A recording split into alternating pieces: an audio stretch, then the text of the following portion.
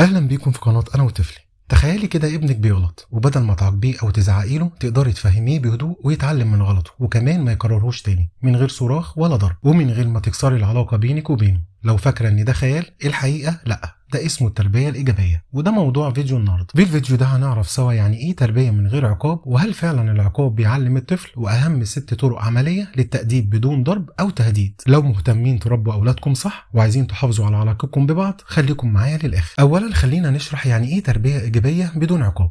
ناس كتير لما بتسمع بدون عقاب بيتخيلوا اننا بنقول سيبوا العيال تعمل اللي هي عايزاه، لكن في الحقيقه مش ده المقصود. التربيه الايجابيه معناها انك توجه ابنك او تعلمه الصح من الغلط، وتساعده كمان يتحكم في سلوكه من غير اذى ليه. وكمان هي تربيه بتحط ليها قواعد بس من غير تهديد، بتحط حدود بس بحب واحترام. تاني حاجه هنتكلم فيها، هل العقاب فعلا بيشتغل؟ كتير من الاهل لما الطفل يغلط بيضربوه او يزعقوا له او يحرموه من حاجه بيحبها، وفاكرين ان ده كده هيفهم. بس الدراسات بتقول العكس. العقاب ممكن يخلي الطفل يوقف السلوك مؤقتا، بس مش لانه فهم ان ده غلط، لا، لانه خايف، ولما الخوف يروح السلوك بيرجع تاني. كمان العقاب المتكرر بيخلي الطفل يكذب او يخاف او يتمرد، يعني العقاب بيعلمه يخاف مش يتعلم. تعالي بقى نعرف ازاي نربي ولادنا بطريقه ايجابيه ومحترمه، بس في نفس الوقت واضحه وفعاله. اول حاجه التواصل بدل الصراخ، يعني مثلا بدل ما تقولي له انت دايما بتلخبط وبتبهدل الدنيا، قولي له انا شايفه انك مشيت من غير ما ترتب اللعب، ممكن نرجع نرتبهم سوا. الطفل لما يسمعك بتتكلمي بهدوء هيبدا يهدى هو كمان وهيسمع الكلام. تاني حاجه حطي قواعد واضحه وثابته. الاطفال محتاجين يعرفوا ايه الصح وايه الغلط، مش كل يوم يتغير النظام حسب مزاجنا. يعني مثلا قبل ما نشغل التلفزيون لازم تخلص واجبك. الثبات في القواعد بيخلي الطفل يحس بالامان. تالت حاجه ودي مهمه جدا، لازم نشجع السلوك الايجابي. يعني نشوف ابننا عمل حاجه حلوه لازم نقول له احنا فخورين بيك، او عجبتني طريقتك في الترتيب النهارده. التحفيز اقوى من التهديد. رابع حاجه لازم نستخدم العواقب المنطقيه. يعني لو ابنك كسر لعبته وهو بيرميها ما تجيبيش غيرها، خليه يختبر نتيجه تصرفه بنفسه. العقاب مش لازم يكون احراج او ضرب، ممكن يكون نتيجه طبيعيه لتصرفه. خامس حاجه اديله اختيارات بدل الاوامر. يعني بدل ما تقولي له البس هدومك حالا، خيريه يختار لبسه او اكله بنفسه. الاختيارات بتخلي الطفل يحس انه له راي، وفي نفس الوقت بتوصل لنفس الهدف. سادس حاجه اتكلموا عن المشاعر قبل السلوك. يعني لما الطفل يتعصب او يعيط او يضرب، حاولوا تعرفوا ايه اللي ورا السلوك ده وتتكلموا معاه وتقولوا له احنا شايفين انك زعلان واحكي لنا ايه اللي حصل. لما نحترم مشاعره هيبدا يعبر عنها بالكلام بدل السلوك. رابع حاجه هنتكلم فيها ازاي اكون هادي وانا متعصب. انا عارف ان الكلام سهل والتطبيق صعب، بس الحقيقه لازم نبدا بنفسنا. اول حاجه ناخد نفس عميق ونعد لحد 10 ونبعد عن الموقف لو حسينا ان احنا هننفجر. وما ينفعش ننسى ابدا ان احنا النموذج، لو اتعلم يصرخ مننا هيتعامل مع الناس زينا. خامس حاجه مهم برضو نطبطب قبل ما نوجه. يعني من الحاجات اللي بتفرق فعلا انك تحضن ابنك وتبص في عينه وتتكلم معاه. لو حس انك بتحبه حتى وقت الغلط هيثق فيك. وفي النهايه التربيه مش انك تخلي ابنك يسمع كلامك بالعافيه، التربيه هي انك تعلمه يختار الصح بنفسه ويحس بالامان وهو بيغلط عشان يعرف يصلح. ولو الفيديو ده فرق معاكم ما تنسوش تعملوا لايك واشتراك للقناه وتفعلوا زر الجرس علشان يوصل لكم كل جديد، واشوفكم على خير الفيديو اللي جاي.